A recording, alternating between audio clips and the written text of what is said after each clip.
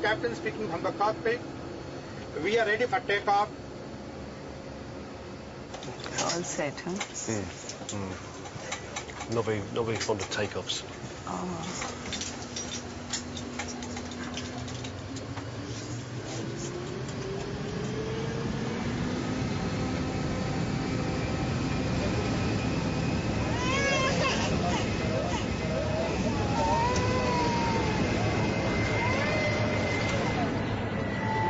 Ladies and gentlemen, we have attained the height of 40,000 feet.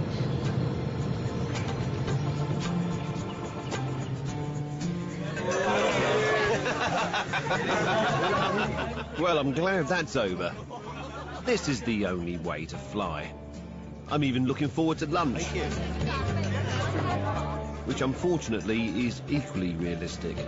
This is great. This is the best flight I've ever been on. It's wonderful. No stress. No stress. There's a real air of sort of like jollity and almost like a party. Like a picnic, yeah. Like a picnic, yeah. An airborne picnic. Well, 12 feet off the ground anyway.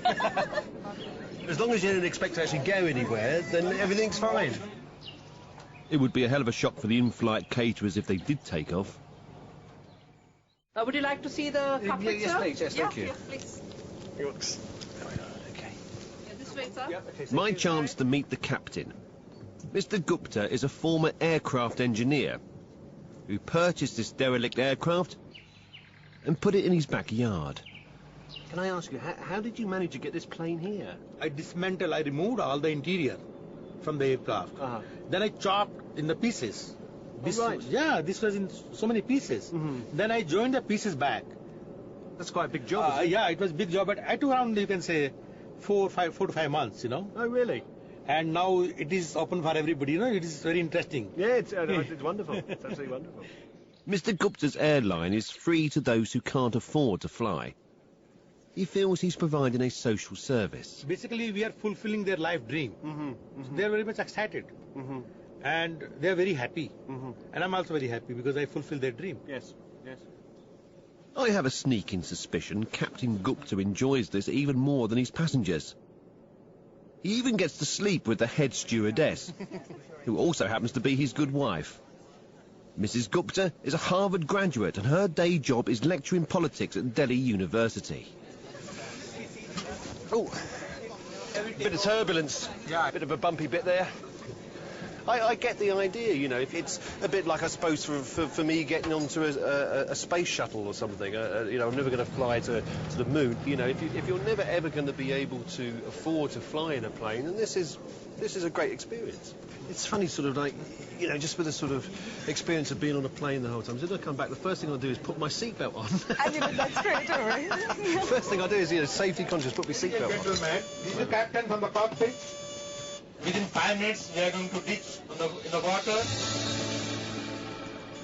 Of course, I know it's not real, but right now, that's not helping. We are going to do the belly landing on the water. You have to use your life jacket. Oh, my God.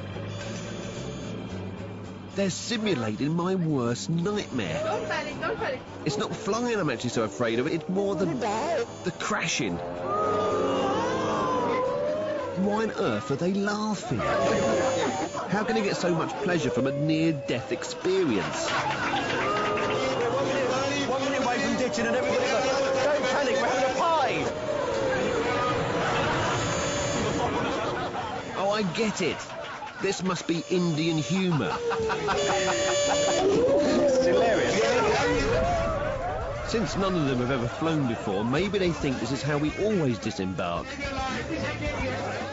Here goes. One small step for my fellow passengers, but a bloody great big one for me.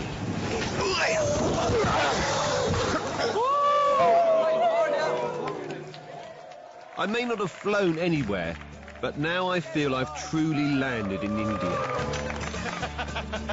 No, it's great. I mean, in reality, of course, this would be a terrifying moment. But here it's just fun. This is the only way I'm going to fly from now on, which means my life is destined to stay here, but that's all right. I'm up for it. Is there places I can rent nearby?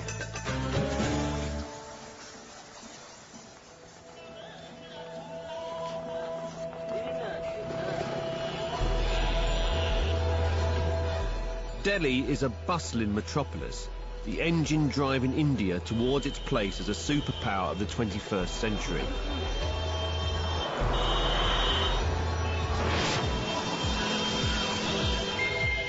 Already home to an estimated 17 million people, it's one of the fastest growing cities on the planet. I found it quite intimidating to begin with, but now I feel I'm beginning to find my feet. Well, hello. Everybody has a very sort of warm smile. It's a wonderful environment, a sense of optimism. We're due to head out of Delhi tomorrow. But before we do, there's something else Rushira wants me to see. As you can see, every part of Delhi has monkeys. Yes. They're sort of, I'm rather put off by their intelligent eyes. They are very bright creatures, aren't they, monkeys? They're sort of sussing us out. Yes, exactly. You just have to ignore them and walk past them. Yes, yes. They may look cute, but they've become a real menace to the people of Delhi.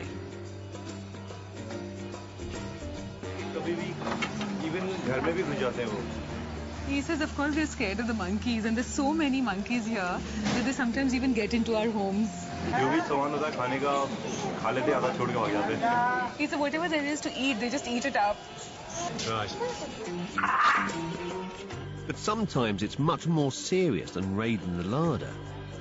Yeah, there was an incident where these monkeys got onto the roof of the house of our deputy mayor, chased him, and he got scared and he jumped off the roof and died.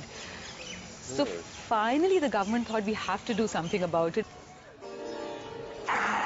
But it's not that easy.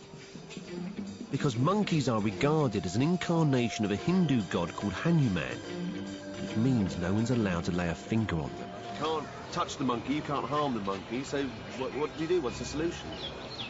Like everything else in India, there's a unique solution.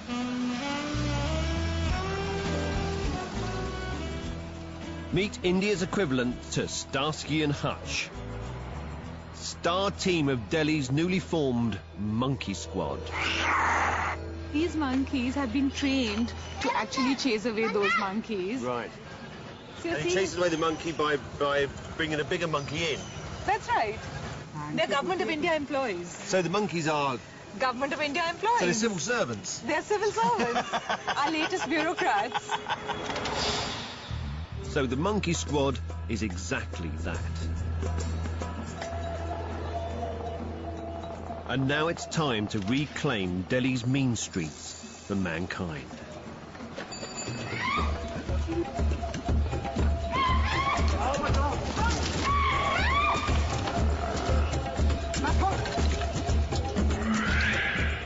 Can you see?